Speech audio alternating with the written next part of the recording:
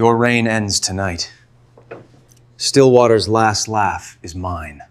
The sound of my wife's laughter cut through the October night like a rusty blade. I'd been out in the garage for 3 hours, elbow deep in the engine of my '72 Camaro, trying to forget another day of Danny's passive-aggressive comments about my dead-end handyman career. The kitchen window was cracked open, and her voice carried across the yard with crystal clarity.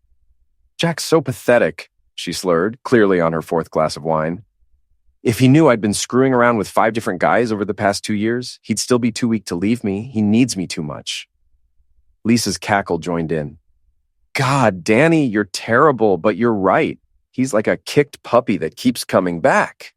Tara's voice was nastier. "Remember when you told him you were working late, but you were actually at that motel with Vince? He made you dinner when you got home." The wrench slipped from my greasy fingers and clattered to the concrete floor. 2 years, 5 different guys. I stood there in the dim garage light, oil stains on my work shirt, listening to my wife of 12 years describe me like I was some pathetic charity case. "The best part," Danny continued, her voice getting louder as the booze loosened her tongue, "is that he actually thinks I respect him. Like, when he fixed Mrs. Henderson's roof last month for free because she's on Social Security. I told him it was sweet, but I was texting Vince the whole time, planning our next hookup." My hands were shaking. Not from anger, not yet. From something colder. Something that felt like clarity freezing in my veins. "You should dump him," Lisa said. "Get alimony. That house is worth decent money now." "Why would I dump him? He pays the mortgage, fixes everything, and never questions where I go. It's like having a live-in servant who thinks he's a husband." I walked to the garage door and closed it quietly. Then I went to my workbench and sat down on the old stool, staring at the tools I'd organized so carefully. Hammers, screwdrivers, socket wrenches, all arranged by size and function. Everything in its place, unlike my life. The laughter continued from the kitchen.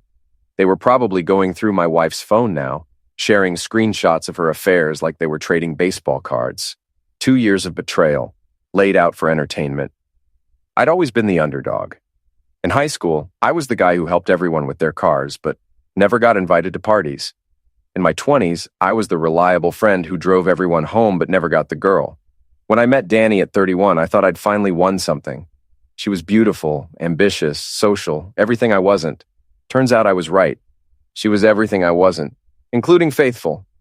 My phone buzzed. A text from my neighbor, Mrs. Rose, who lived across the fence. "Jack, honey, those women are being awfully loud. Hope everything's okay." Mrs. Rose was 73 and had lived in Stillwater her entire life. She knew everyone's business, usually before they did. If she was texting me at 11 p.m., she'd heard everything. I typed back, "Thanks, Mrs. Rose, just some girls' night drama. I'm in the garage." Her response came immediately. "If you need to talk, I've got coffee and plenty of stories about cheating spouses getting their comeuppance. This town has a long memory." I stared at that text for a full minute. Mrs. Rose wasn't just being neighborly. She was offering intelligence. In a town like Stillwater, information was currency, and she was the Federal Reserve. The kitchen window slammed shut. Danny must have realized how loud they were being. Too late, though. The damage was done. I walked back to my Camaro and popped the hood. The engine was a 350 small block, rebuilt from the ground up. Every part had been carefully selected, modified, and installed. It had taken me 2 years of nights and weekends, but now it ran like a dream. Patience, precision, planning. I could build engines, I could rewire houses, I could fix anything that was broken. Maybe it was time to fix my life. The front door opened and closed 3 times. Lisa and Tara were leaving, probably stumbling to their cars with wine-flushed faces and guilty consciences. Not guilty enough, though. They'd sleep fine tonight. I waited another hour before going inside. Danny was passed out on the couch, still in her real estate office clothes, an empty wine bottle on the coffee table next to her phone. Her screen was still lit up. She'd forgotten to lock it. I stood there looking down at her. 12 years of marriage, 2 years of lies, 5 different men. She stirred and opened her eyes, focusing on me with drunk difficulty. "Jack, what time is it?" "Late," I said. "You should go to bed." She smiled, that sloppy, wine-drunk smile. "You're sweet. Help me upstairs." I helped her up, let her lean against me as we climbed the stairs. She smelled like Chardonnay and guilt, though she didn't know I could detect the second scent yet. "I love you, Jack," she mumbled, as I helped her into bed. You're such a good husband." "I know," I said, pulling the blanket over her. "Sleep tight." I went back downstairs and sat in my recliner thinking. Danny's phone was still on the coffee table, still unlocked. I could look. I could confirm everything I'd heard. But I didn't need to. I'd heard enough. Instead, I went to my laptop and started researching. Phone cloning software, private investigators, divorce attorneys, property law in Maine. By sunrise, I had a plan. I didn't sleep that night. While Danny snored off her wine hangover upstairs, I sat at the kitchen table with my laptop and a pot of coffee, learning things I'd never wanted to know. How to recover deleted text messages, how to access cloud backups, how to document infidelity for divorce proceedings. The internet was full of men like me, guys who'd been played for fools, sharing their strategies and mistakes in forums with names like Surviving Infidelity and Divorce Support for Men. Some of their stories made my situation look like a minor disagreement. But I wasn't looking for sympathy. I was looking for tactics. At 7 a.m., Danny stumbled downstairs in her bathrobe, squinting against the morning light. "God, my head," she groaned, heading straight for the coffee pot. "Did I drink that whole bottle?" "You and the girls put away 3 bottles between you," I said, not looking up from my laptop. Pretty impressive for a Tuesday night. She poured coffee and sat across from me, trying to read my expression. "What are you working on so early?" "Estimate for the Morrison kitchen renovation. They want it done before Thanksgiving." It wasn't entirely a lie. I did have the Morrison estimate open in another tab, but my main focus was a website explaining Maine's divorce laws, community property state, no-fault divorce, alimony calculations based on length of marriage and income disparity. "You look tired," she said. "Did you sleep at all?" "Not much. Your girls' night was pretty loud. Even Mrs. Rose texted me about it." Danny's coffee mug stopped halfway to her lips. "Mrs. Rose heard us?" Windows were open. "Sound carries." I closed the laptop and looked at her directly. "What were you talking about that got so heated?" "Oh, girl stuff. Lisa's having problems with her boyfriend. Tara's worried about getting laid off." She was lying smoothly, but I could see the calculation behind her eyes. "We might have gotten a little carried away with the wine?" "Sounded like you were talking about relationships, marriage problems. Lisa's relationship, not ours." She reached across and squeezed my hand. "We're solid, right?" I squeezed back. "Rock solid." After she left for work, I drove to the Red Lantern, Stillwater's only real bar. It was the kind of place that served breakfast beer without judgment and where the regulars knew everyone's business.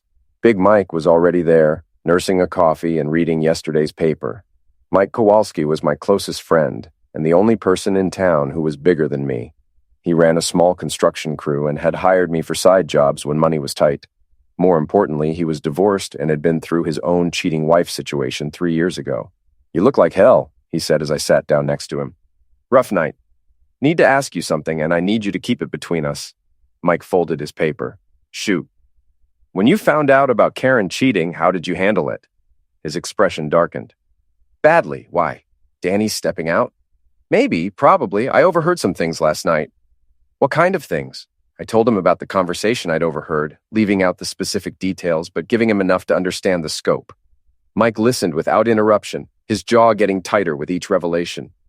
2 years? He finally said. "Jesus, Jack, I'm sorry. I need proof before I do anything.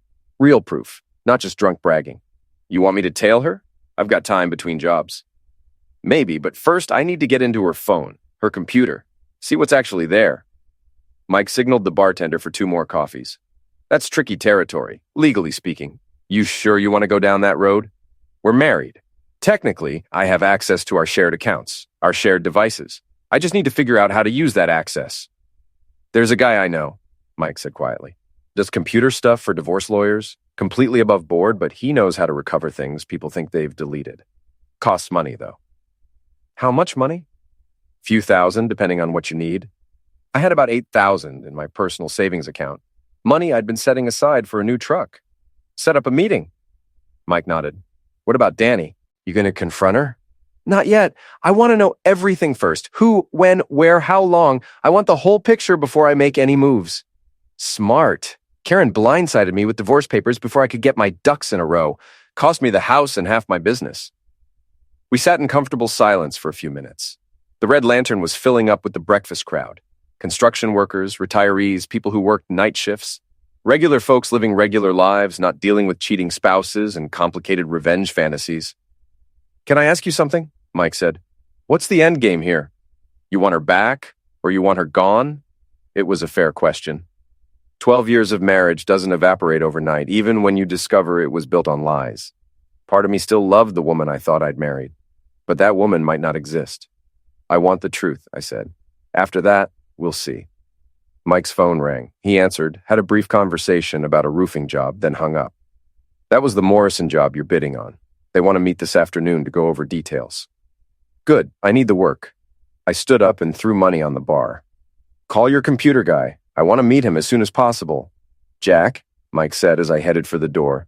Whatever you find, whatever you decide to do, you don't have to handle it alone. I've got your back. Thanks, Mike. I might need that.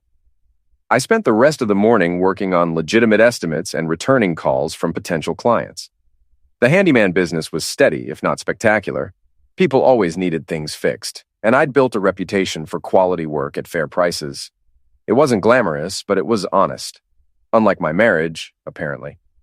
At noon, I drove past Danny's real estate office. Her car was in the parking lot, and through the window I could see her at her desk, probably charming some client into buying an overpriced house. She was good at her job, charming, persuasive, able to make people believe whatever she wanted them to believe. I should have recognized the warning signs. My phone buzzed. A text from Mrs. Rose. Free for coffee this afternoon? I have some things you might want to know. I texted back, 2 o'clock work? Perfect. I'll make cookies. Mrs. Rose lived in a tidy Cape Cod house with a garden that was the envy of the neighborhood. She'd been widowed for 15 years, but remained sharp as a tack and plugged into the town's gossip network like a human internet router. She answered the door wearing a flour-dusted apron and a knowing smile. Jack, honey, come in. Coffee's fresh and the cookies are still warm. Her kitchen was exactly what you'd expect from a woman who'd raised 4 children and outlived 2 husbands, functional, comfortable, and filled with the accumulated wisdom of decades. We sat at her kitchen table with coffee and chocolate chip cookies that were probably better than anything I'd eaten in months. So, she said, settling into her chair, want to tell me what's really going on? What do you mean? Jack, I've lived in this town for 73 years. I've seen every kind of marital drama you can imagine. Last night wasn't the first time I've heard Danny and her friends talking about things they shouldn't be talking about. I nearly choked on my cookie. You've heard them before? Honey, sound carries both ways across that fence. Your wife isn't as discreet as she thinks she is. Mrs. Rose got up and went to a kitchen drawer, returning with a small notebook. She flipped through several pages before finding what she was looking for. 3 weeks ago, Thursday night, Danny was on the phone in your backyard talking to someone named Vince about meeting at the Riverside Motel. Very specific conversation about room numbers and timing. She flipped another page. 2 months ago, Sunday afternoon, Danny and Lisa were sitting on your back deck talking about some dentist, Dr. Sam, I think, and how he was getting divorced and looking for comfort. They were laughing about it. Another page. 4 months ago, Danny was in your driveway washing her car, talking on her phone to someone about how easy it was to fool boring husbands and how she deserved better than small-town life. I stared at the notebook. Mrs. Rose had been documenting my wife's affairs better than I had been living through them. Why didn't you tell me before? She reached across and patted my hand. Because you weren't ready to hear it, honey. Some things people have to discover for themselves. But now that you know, I thought you might want the details. How much do you know? Enough. Vince Calder lives in that blue house on Elm Street, drives the black Charger. He's been married twice, both times to women he cheated on. Dr. Sam Hendricks has a practice downtown and a gambling problem. Pete Morrison is on the town council and has been having lunch with your wife every Tuesday for 6 months at that little place outside town. Pete Morrison. The same Morrison whose kitchen renovation I was bidding on. There are others, Mrs. Rose continued, but those 3 seem to be the main ones. Vince is the serious one. They've been seeing each other for over a year. The others are more like hobbies.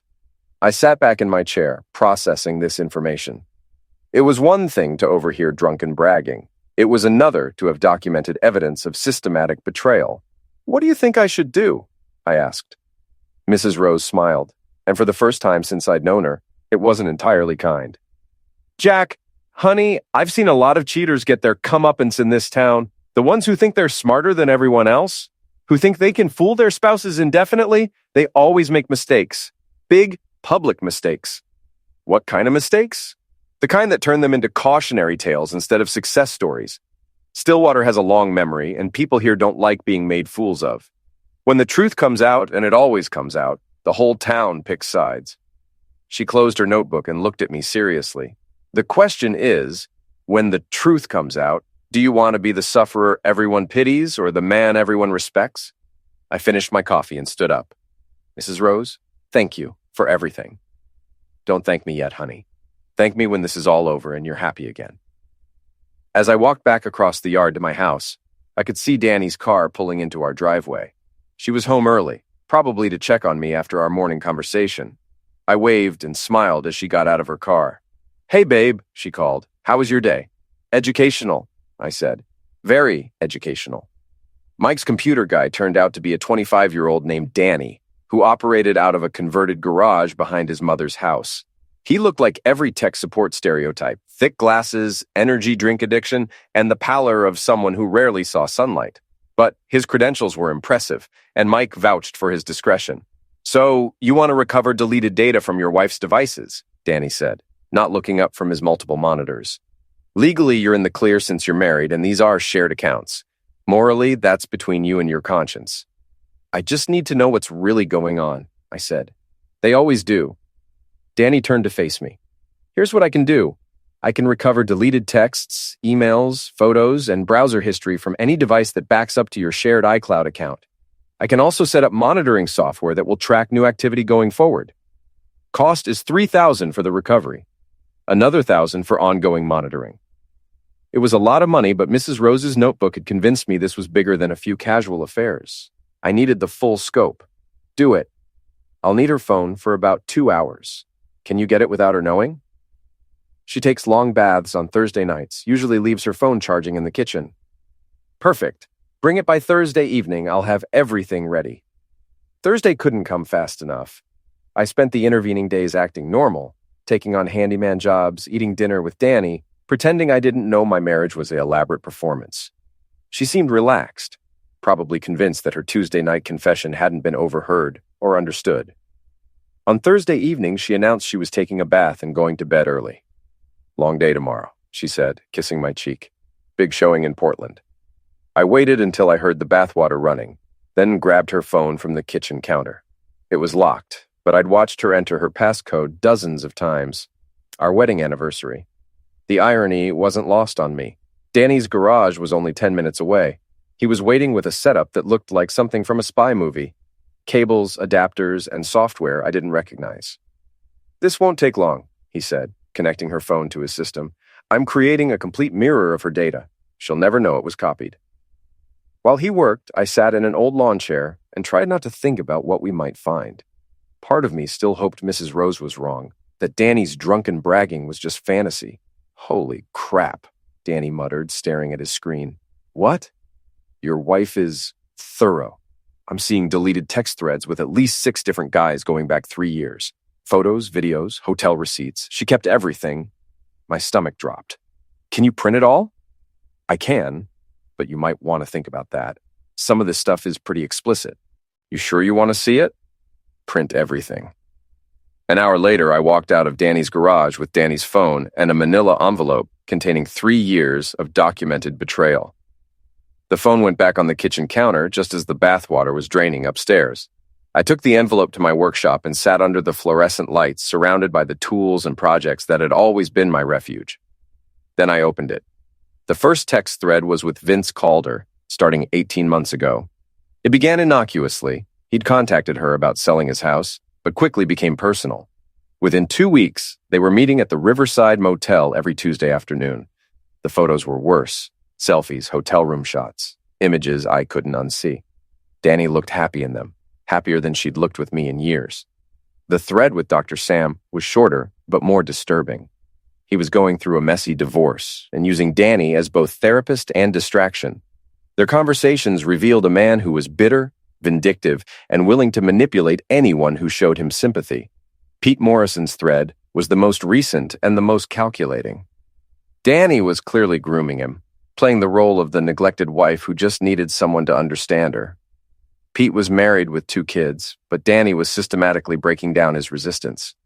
But the worst discovery was a group chat between Danny, Lisa, and Tara called The Hunting Club. 3 years of conversations about targeting married men, comparing techniques, and sharing explicit details about their conquests. They rated their targets on looks, money, and gullibility. They had code names for husbands. I was the handyman, Pete's wife was soccer mom, Vince's ex-wife was the witch. They were treating infidelity like a competitive sport.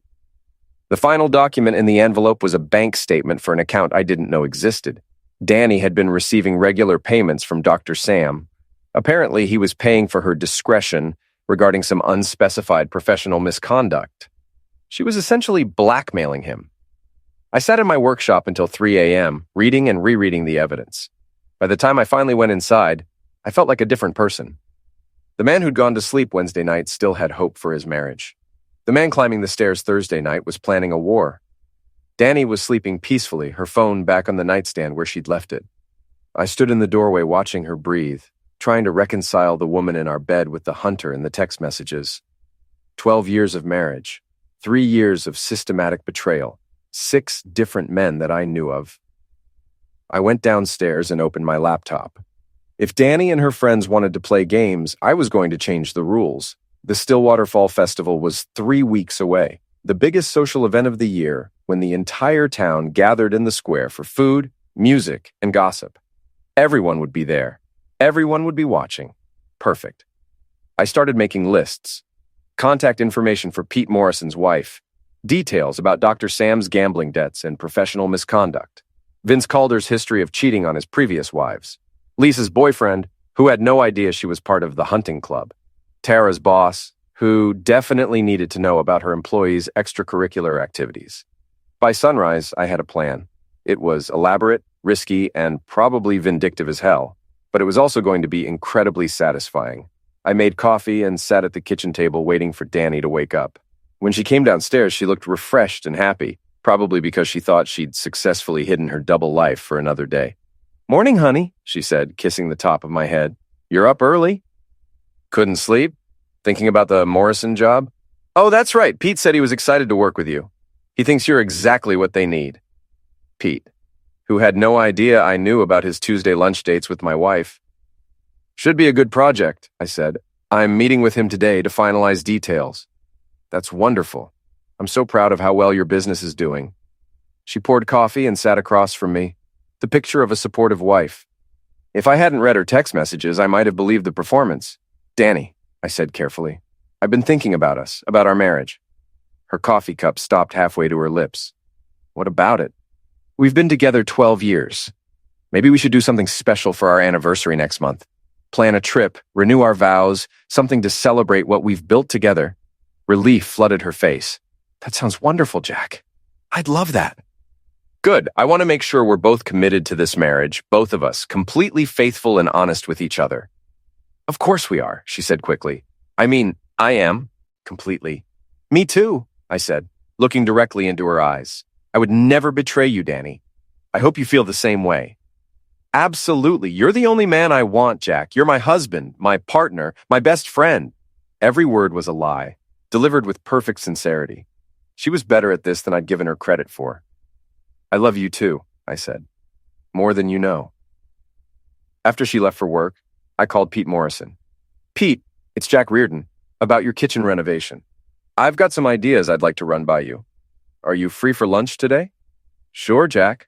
How about that little place on Route 9, say noon?" The same place where he'd been meeting my wife every Tuesday. "Perfect. See you there." I had 3 weeks to destroy my wife's world. Time to get started. The lunch meeting with Pete Morrison was even more satisfying than I'd hoped. He was a nervous, guilty man trying to play the role of an innocent client, and I was a betrayed husband pretending to discuss kitchen renovations. We both knew we were performing, but neither of us could acknowledge it. "So, Jack," Pete said, cutting his sandwich into precise pieces. "Danny speaks very highly of your work. She says you're the most reliable man in Stillwater." "Danny says a lot of things," I replied, watching his reaction. "She's very social, loves meeting new people, building relationships." Pete's face flushed slightly. "She's been very helpful with some real estate questions I've had. Professional advice, you know." "Professional? Right. I pulled out my notebook and pen. Let's talk about your kitchen. What exactly are you looking to change? We spent an hour discussing cabinet layouts and appliance placement, but the real conversation was happening in the subtext. Pete was trying to gauge how much I knew, and I was letting him wonder. By the time we shook hands in the parking lot, he was sweating despite the cool October air. I'll have a detailed estimate to you by Monday, I said. Great. And Jack, if you ever need anything at all, just let me know. I believe in supporting local businesses, helping neighbors out. I appreciate that, Pete. I really do. Oh, and give my best to your wife. Sarah, right? I'm sure she's excited about the kitchen renovation. His face went white. Yes, Sarah, yes, very excited. I drove home feeling better than I had in weeks. The first piece was in place. That evening, Danny was unusually attentive. She made my favorite dinner, asked about my day, and seemed genuinely interested in my answers. If I hadn't known better, I might have thought she was trying to reconnect with me. Instead, I recognized it for what it was: guilt management. How was your big showing in Portland? I asked. Good, really good. The clients are very interested. She was lying smoothly, but I could see the calculation behind her eyes. How was your meeting with Pete Morrison? Productive. Nice guy. Seems a little stressed, though. Marriage troubles, maybe. Danny's fork stopped moving. Did he say something about his marriage? Not directly, but you know how it is. Men talk. He mentioned feeling unappreciated at home, like his wife doesn't really see him anymore. That's sad. Yeah. Makes you appreciate what we have, doesn't it? A marriage built on trust and honesty. She reached across and squeezed my hand. I love you, Jack. I know I don't say it enough, but I do. I love you too, Danny. More than you'll ever know. The next morning, I called Big Mike. You ready for phase 2? He asked. More than ready. You still have connections at the phone company? My cousin works there. What do you need? Call logs. I want to know every number Danny's called in the past 6 months, and I want to know when and how often. That's going to cost extra. Whatever it takes. Mike's cousin came through within 48 hours. The call logs confirmed everything I'd learned from the text messages, but they also revealed something new. Danny had been in regular contact with a divorce attorney in Portland. She was planning to leave me. All this time, while I'd been agonizing over whether to save our marriage, she'd been planning her exit strategy. The attorney was named Jennifer Walsh, and according to her website, she specialized in high-asset divorces and protecting women's interests. I called her office, pretending to be a potential client. I'm interested in consulting with Miss Walsh about a divorce, I told her receptionist. My wife has been unfaithful, and I want to make sure I protect myself financially. Of course, sir. Can I get your name? Jack Reardon. There was a pause. Mr. Reardon, I'm sorry, but Miss Walsh has a conflict of interest. She can't represent you, because she was already representing my wife. I hung up and sat in my truck, staring at the attorney's office building. Danny wasn't just cheating on me. She was planning to divorce me, probably claim I was abusive or neglectful, and take half of everything I'd worked for. The house I'd renovated with my own hands, the business I'd built from nothing, the savings account I'd been filling for our future. She was going to destroy me and move on with Vince Calder or whoever else caught her fancy. Not anymore. I drove to the Red Lantern and found Big Mike at his usual spot. You look like you want to eliminate someone, he said.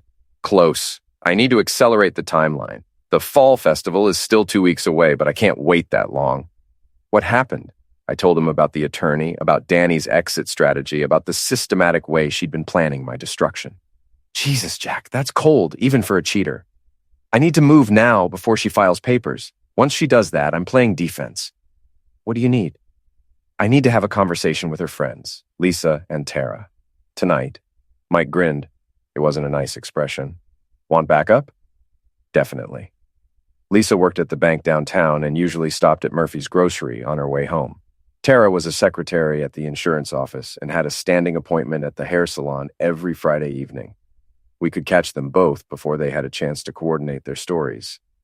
At 5:30, Mike and I were waiting in the grocery store parking lot when Lisa pulled up in her red Honda. She was alone, talking on her phone as she walked toward the store. I intercepted her at the entrance. Lisa, we need to talk. She looked surprised, then wary. Jack, what's wrong? You know what's wrong. The question is whether we handle this privately or publicly. Her face went pale. I don't know what you're talking about. Mike stepped up beside me, He was 6'4" and had arms like tree trunks.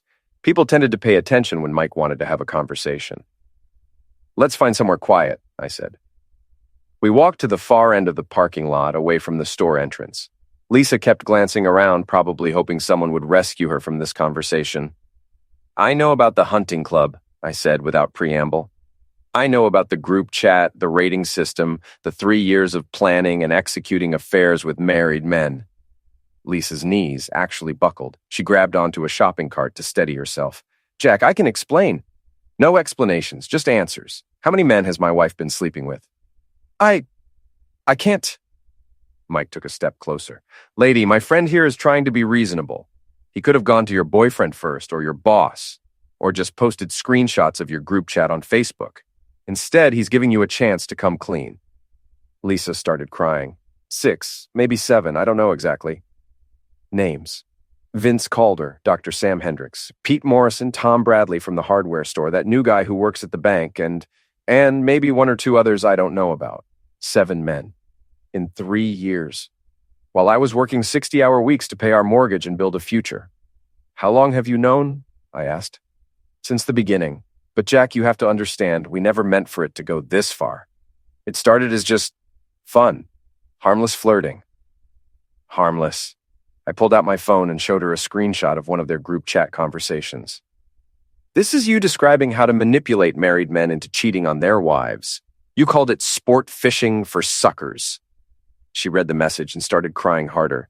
"We were drunk when we wrote that stuff. We didn't mean it." "You meant every word, and now you're going to help me fix this." "What do you want me to do?" "First, you're going to stop participating in my wife's affairs. No more group chat, no more covering for her, no more helping her plan her hookups."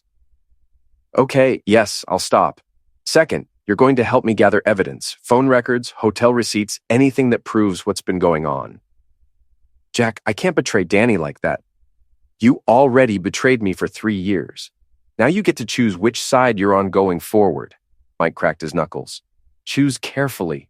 Lisa wiped her eyes and nodded. "What kind of evidence?" "Everything. I want a complete record of every affair, every lie, every manipulation. I want enough evidence to destroy her credibility completely. And if I help you, then this stays between us. Your boyfriend never finds out, your boss never finds out, and your name stays out of the public record. And if I don't help?" I showed her another screenshot, this one of her describing her own affair with her boss while her boyfriend was deployed overseas with the National Guard. "Then everyone finds out everything." She stared at the screenshot for a long moment, then looked up at me with something like respect. "You're not the same guy I thought you were." "No," I said. "I'm not. Do we have a deal?" "We have a deal." Tara was harder to find, but we caught up with her at the hair salon. The conversation was similar, but she was more defiant at first. "You can't prove anything," she said when I confronted her in the parking lot. I handed her a printed copy of 3 months' worth of her participation in the hunting club group chat. "Try again." She read for 2 minutes, her face getting redder with each message. Finally, she looked up. "Where did you get this?" "Does it matter? The question is what happens next. What do you want?" "The same thing I wanted from Lisa. Complete cooperation in documenting my wife's affairs." "And if I refuse?" "Then your boss finds out you've been using company computers to coordinate affairs with married men. Your parents find out their church-going daughter has been running a systematic infidelity operation. And your ex-husband finds out why you were really working late all those nights." Tara was tougher than Lisa, but she wasn't stupid. She could see the writing on the wall. "Fine, but I want immunity. Complete immunity. You help me destroy Danny's credibility, and I'll keep your name out of it. Deal." By the time Mike and I got back to the Red Lantern, I had 2 new allies and a complete picture of my wife's betrayal. More importantly, I had a plan that would destroy her before she could destroy me. "Phase 3, Mike asked. "Phase 3. Time to let the other husbands know what's been going on." "That's going to get messy." "Good," I said. "I'm tired of being the only one who doesn't know the truth." The fall festival was still 10 days away, but I wasn't waiting anymore. The war had begun. Pete Morrison's wife, Sarah, answered the door with a smile that faded quickly when she saw my expression. I'd called ahead, told her I needed to discuss some changes to their kitchen renovation, but we both knew this wasn't about cabinets. "Jack, come in. Pete's not home yet, but he should be here soon." Actually, Sarah, I need to talk to you, privately. She led me to their living room, a comfortable space filled with family photos and children's artwork. Two kids, both under 10, smiling faces that had no idea their family was about to implode. Sarah, what I'm about to tell you is going to be difficult to hear, but you deserve to know the truth. Her smile disappeared completely. This is about Pete and another woman, isn't it? I was surprised by her directness. You already know? I suspected. He's been different lately. Distant, guilty, working late, taking mysterious phone calls. She sat down heavily on the couch. Who is she? My wife, Danny. Sarah closed her eyes and took a deep breath. How long? 6 months, maybe longer. They've been meeting for lunch every Tuesday, and I pulled out copies of some of the less explicit text messages. I'm sorry, Sarah. You didn't deserve this. She read the messages with a blank expression, then set them aside. Actually, Jack, I'm almost relieved. I thought I was going crazy, imagining things that weren't there. What do you want to do? I want to confront him. Tonight, with evidence he can't deny. I can help with that. I have more messages, photos, hotel receipts. Enough to prove everything. Sarah stood up and walked to the window, looking out at her well-maintained yard and the swing set where her children played. Those poor kids. They have no idea their father is a selfish fool. Sarah, no, it's okay. I've been preparing for this conversation for months. I just didn't know who the other woman was. She turned back to me. What about you? What are you going to do about Danny? I'm going to destroy her, completely, publicly, in front of the entire town. Good, she deserves it. We spent the next hour planning Pete's confrontation. Sarah wanted it to be thorough and devastating, with no room for denial or manipulation. By the time Pete's car pulled into the driveway, we were ready. He walked into his living room expecting to find his wife watching television. Instead, he found both of us sitting at his dining room table with a manila folder full of evidence. Jack? What's going on? Sarah, why does Jack look like he wants to eliminate me? Sit down, Pete, Sarah said calmly. We need to talk. Pete sat, but his eyes kept darting between us and the folder on the table. Pete, I said, I know about you and Danny. I know about the Tuesday lunches, the hotel meetings, the 6 months of lies you've been telling your wife. His face went through several color changes before settling on pale green. I don't know what you're talking about. Sarah opened the folder and spread out printed text messages, photos, and receipts. Really, Pete? Because we have quite a lot of evidence that says otherwise. Pete stared at the documents like they were written in a foreign language. Where did you get these? Does it matter? I asked. The question is, what happens now? Pete, Sarah said, her voice deadly calm, I want you to look at me and tell me the truth. Have you been having an affair with Jack's wife? Pete looked at his wife, then at me, then at the evidence spread across his dining room table. I could see him calculating, trying to figure out if there was any way to lie his way out of this. Yes, he finally whispered, but it didn't mean anything. It was just, stop. Sarah held up her hand. Don't make it worse by lying about how much it meant. Sarah, please, I love you. I love our kids. This was just a mistake, a 6-month mistake? A mistake that involved hotel rooms and elaborate lies and secret phone calls? Sarah's voice was getting louder. A mistake that risked our marriage, our family, our children's stability? Pete started crying. Actual tears running down his cheeks as he realized his comfortable life was disintegrating in real time. I'm sorry. I'm so sorry. It'll never happen again, I swear. You're right, Sarah said. It won't happen again, because I'm filing for divorce tomorrow morning.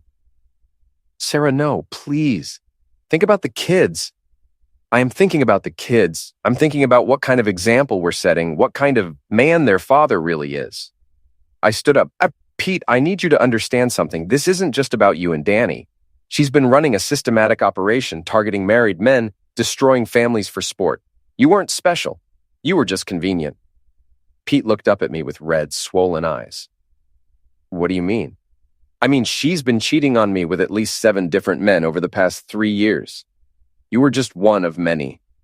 The color drained from his face completely. 7? Maybe more.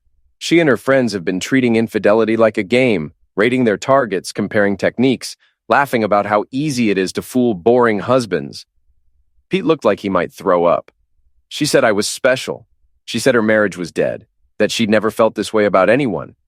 She said the same thing to all of them. Sarah was watching this exchange with grim satisfaction. So not only are you a cheater, Pete, you're also an idiot. Sarah, please, get out. What?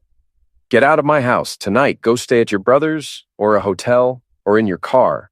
I don't care, but I want you gone before the kids get home from their sleepover tomorrow. Pete looked around his living room like he was seeing it for the first time. This is my house, too. Not anymore. My lawyer will be in touch Monday morning. After Pete left, Sarah and I sat in her kitchen, drinking coffee and planning the next phase. What about the other wives? She asked. Vince's ex-wife, the others? Vince is divorced, but his ex-wife deserves to know why her marriage really ended. The others, I'm working on it. Jack, can I ask you something? Sure. What's your end game here? Are you trying to save your marriage or destroy it? It was a fair question, and one I'd been avoiding thinking about too directly. 3 days ago, I would have said I wanted to save it. I loved Danny, or thought I did. I would have done anything to fix what was broken. And now? Now I know there was never anything to save. The woman I married, the woman I loved, she doesn't exist. She never existed. I've been married to a lie for 12 years. Sarah nodded. So you're choosing destruction. I'm choosing truth. Public, undeniable, devastating truth. Good, because that's what she deserves. I left Sarah's house feeling lighter than I had in weeks. One down, several to go. Dr. Sam Hendricks was next on my list, but he was going to be trickier. He was already going through a messy divorce, and according to Danny's text messages, he was paying her for her discretion about some unspecified professional misconduct. That meant blackmail, and blackmail meant I had leverage. I called his office Monday morning. Dr. Hendricks, this is Jack Reardon. I'd like to schedule an appointment to discuss some dental work. Of course, Mr. Reardon, we have an opening Thursday afternoon. Actually, I was hoping we could meet sooner. Tonight, maybe? I have some urgent concerns about oral hygiene. There was a pause. Mr. Reardon, is this about a dental emergency? It's about my wife, Danny, and your relationship with her, and the money you've been paying her. Another pause, longer this time. I think we should meet. My office, 8 p.m. Use the back entrance. See you then, Dr. Sam. The confrontation with Dr. Sam was different from the one with Pete. Sam was older, more sophisticated, and much more calculating. He also had more to lose. Mr. Reardon, he said, gesturing to a chair in his office, I assume you know about my relationship with your wife. I know you've been sleeping with her for 8 months. I know you've been paying her money, and I know it's connected to some kind of professional misconduct. Dr. Sam sat behind his desk, fingers steepled, looking like he was trying to solve a complex equation. What do you want? I want the truth, all of it. And in exchange, I keep your secrets. Your ex-wife never finds out about the affairs, your professional board never finds out about whatever Danny's been blackmailing you over, and your patients never find out their dentist is a hunter. I'm not a hunter. Then what are you? Dr. Sam was quiet for a long moment, then opened his desk drawer and pulled out a bottle of whiskey. He poured 2 glasses and slid one across to me. I'm a man who made some very poor decisions during a very difficult time in my life. What kind of decisions? The kind that can end a career, the kind that can send you to prison. I sipped the whiskey and waited. I was prescribing pain medication to patients who didn't need it, selling prescriptions. It started small, just a few pills here and there for people I knew were in real pain, but couldn't afford proper treatment, but it grew. And Danny found out. She came in for a cleaning 6 months ago, overheard a conversation she shouldn't have overheard, put 2 and 2 together. So she started blackmailing you. She started offering me emotional support during my divorce, for a price. I finished my whiskey. How much? $2,000 a month, plus whatever she wanted for expenses. Jesus, Sam, you know that's not sustainable. I know, but what choice did I have? She could destroy me with a phone call. She's destroying you anyway, just slower. Dr. Sam poured himself another whiskey. What do you want me to do? I want you to help me destroy her first. How? By telling the truth publicly, at the fall festival in front of the entire town. I can't do that. It would ruin me. Sam, she's already ruining you. At least this way you go down fighting. He stared into his whiskey glass for a long time. Finally, he looked up. What exactly would I have to say? The truth. That she's been blackmailing you. That she's a hunter who targets vulnerable men and destroys families for money. And you think that will destroy her? I think it's a start. Dr. Sam finished his drink and stood up. Mr. Reardon, Your wife is a very dangerous woman. Are you sure you want to go to war with her? The war already started. I'm just finally fighting back. Then God help us both. I left Dr. Sam's office with another ally and a clearer picture of my wife's true nature. She wasn't just an adulterer. She was a blackmailer, a hunter, and a woman who destroyed lives for profit. The fall festival was 5 days away. Time to gather the rest of my army. The morning of the fall festival dawned crisp and clear, the kind of October day that made living in Maine worthwhile. I stood in my kitchen, drinking coffee and watching Danny get ready for what she thought would be just another community event. She was excited, chattering about the booths she wanted to visit and the people she hoped to see. She had no idea that half the town now knew about her affairs, or that several of her sufferers were planning to confront her publicly. "You seem quiet this morning," she said, adjusting her makeup in the hallway mirror. "Everything okay? Just thinking about the festival. Should be quite a show." "I hope so. The town needs something fun after all the drama lately." Drama. That's what she called the destruction of 3 marriages and the blackmail of a local dentist. "What drama?" I asked innocently. "Oh, you know. Pete and Sarah Morrison are getting divorced. Dr. Sam's practice is under investigation. Lisa's boyfriend found out she was cheating and threw her out. It's like the whole town is falling apart." She was describing the consequences of her own actions like they were natural disasters, completely unconnected to her behavior. "That's terrible," I said. "I hope nothing like that ever happens to us." She came over and kissed my cheek. "It won't. We're solid, remember?" "Right, solid." After she left, I made final preparations. Big Mike was coordinating the technical aspects. He'd arranged for access to the festival's sound system and projection equipment. Mrs. Rose was handling intelligence, making sure all the key players would be in position. Sarah Morrison was bringing Pete, who still didn't know he was walking into an ambush. Dr. Sam was bringing documentation of Danny's blackmail scheme. Lisa and Tara were already at the festival, setting up their own booths, probably thinking they were safe because they'd cooperated with my investigation. They were about to learn that cooperation bought them reduced sentences, not immunity. At 2 p.m., I walked into the town square. The festival was in full swing. Food trucks, craft booths, a small stage where local bands performed. Families with children, elderly couples, teenagers trying to look bored. The entire population of Stillwater gathered in one place. Perfect. I found Danny at the Real Estate Association booth, chatting with potential clients and playing the role of the successful small-town businesswoman. She saw me approaching and smiled. "Jack, I was wondering where you were. Come meet the Hendersons. They're looking for a handyman." I shook hands with the Hendersons and made small talk about home repairs, all while scanning the crowd for my allies. Big Mike was near the sound booth, pretending to help with technical issues. Mrs. Rose was at the information table, strategically positioned to see everything. Sarah Morrison was by the food trucks with her children, waiting for the signal. At 3 p.m., the mayor took the stage to make his usual festival speech about community spirit and small-town values. I waited until he finished, then walked to the sound booth. "Mike, we ready?" "Ready as we'll ever be." "You sure about this?" "Absolutely sure." I climbed onto the stage and took the microphone. The crowd quieted, probably expecting another boring community announcement. "Good afternoon, Stillwater. I'm Jack Reardon, and I have something important to share with all of you." In the crowd, I could see Danny's face change from confusion to alarm. She started moving toward the stage, but Lisa grabbed her arm, probably telling her to stay calm. 3 days ago, I discovered that my wife of 12 years has been having affairs with multiple men in this community. Not just affairs. Systematic, calculated manipulation of married men designed to destroy families for her own entertainment. The crowd was dead silent now. I could see phones coming out, people starting to record. "I know this is uncomfortable to hear, but you deserve to know the truth about what's been happening in our town, about the woman who's been targeting your husbands, your brothers, your friends." Danny was pushing through the crowd now, her face white with rage and panic. "Jack, stop this! Get down from there!" "I have evidence," I continued, gesturing to Big Mike, who started the first slideshow. Text messages, photos, financial records, 3 years of documented betrayal, blackmail, and manipulation.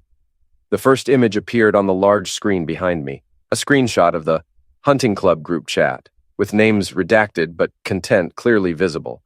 The crowd gasped as they read messages about sport fishing for suckers and rating married men on their gullibility. My wife and her friends have been treating infidelity like a competitive sport. They have code names for their targets, strategies for manipulation, and a point system for successful conquests. More slides flashed on the screen. Hotel receipts, restaurant bills, explicit text messages with faces blurred but content intact. The evidence was overwhelming and undeniable. Danny reached the stage and tried to climb up, but Big Mike blocked her path. "This is slander," she screamed. "He's lying. He's having a breakdown." "Pete Morrison," I called out. "Would you like to tell everyone about your Tuesday lunch meetings with my wife?"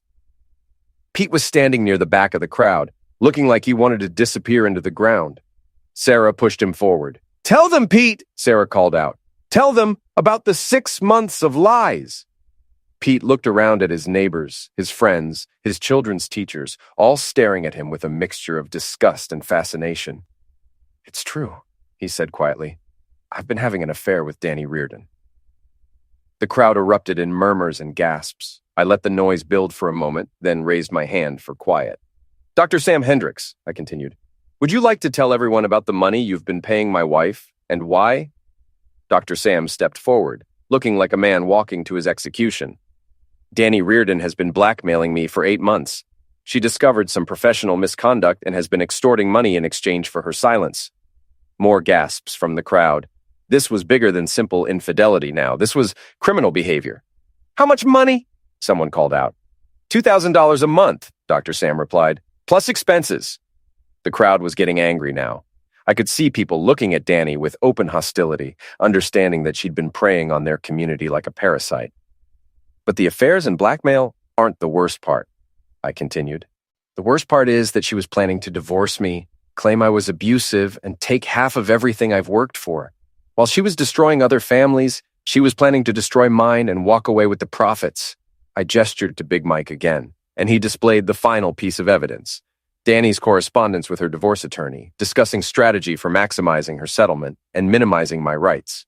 She was going to paint me as an abusive, neglectful husband while she collected alimony and moved in with one of her lovers. She was going to destroy my reputation, take my house, and ruin my business. The crowd was openly hostile now.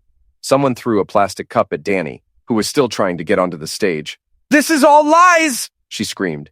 "He's making this up! He's obsessed! He's stalking me!"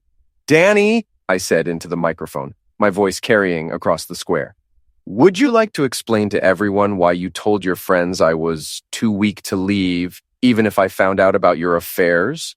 Her face went completely white. She realized I'd overheard that drunken conversation, that this entire plan had started with her own arrogant confession. "Or would you like to explain why you and your friends call yourselves the Hunting Club and rape married men on their vulnerability?" Danny stopped trying to reach the stage.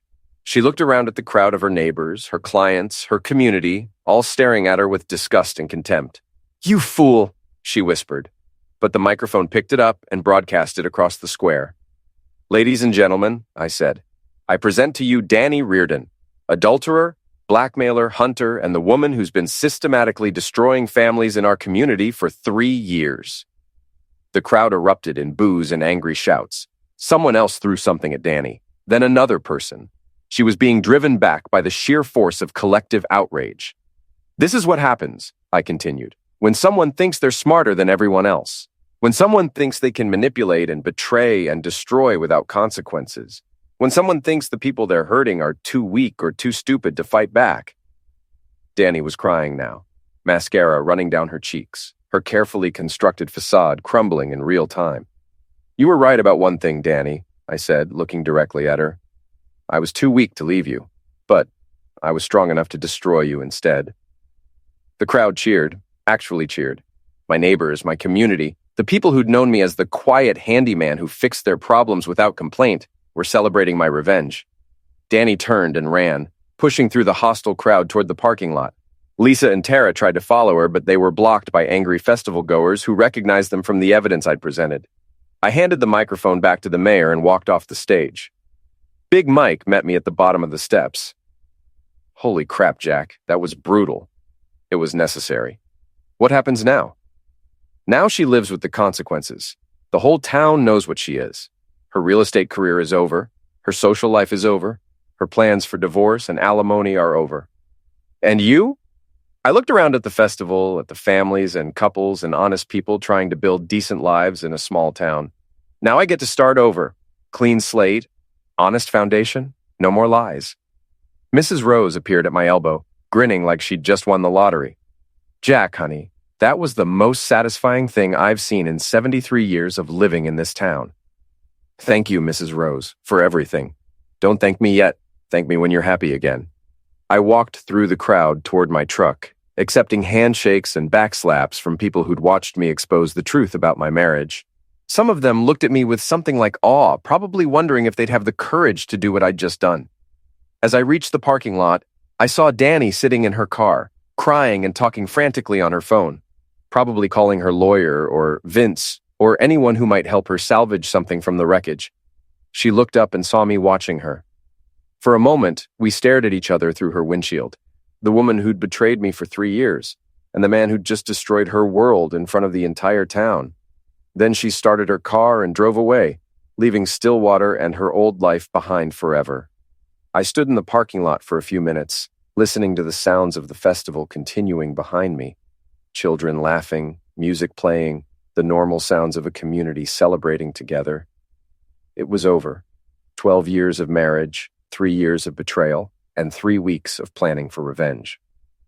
All of it finished in 20 minutes on a festival stage. I got in my truck and drove home to the house I'd renovated with my own hands, the house I'd almost lost to my wife's manipulations. Tomorrow I'd start the divorce proceedings. I'd rebuild my life, my reputation, my future. But tonight, I was going to sit in my workshop, drink a beer, and enjoy the silence of a man who'd finally told the truth. She'd always said I was too weak to leave her. Turns out, I was strong enough to make her leave instead.